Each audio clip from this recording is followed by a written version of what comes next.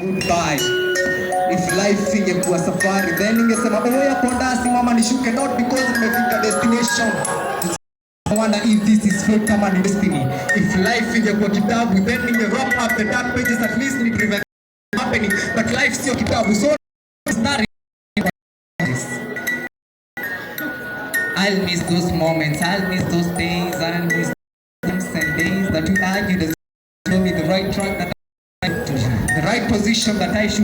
If life ingenipatia, then ningesema sorry for the days I never made it up to you. If life ingekuwa movie, then ningesema pause ama rewind it back, please. Niko na option, but it's because now I have to say resting. As my heart rests in pieces, pieces of you living without even a goodbye, pieces of you living without even the last glimpse of our sweet smile. All rest, as we are in tests that life subjected us, tests for being strong for the family you left without even a goodbye. So God, nakuja down, deep down on my knees, my mouth is silent, but my heart is deep in tears, giving me the silent tear.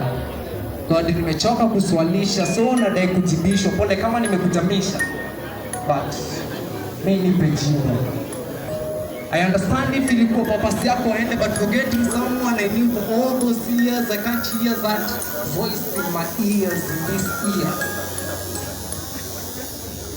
I kept my wishes in a wishing well, wishing you'd come back home safe and sound.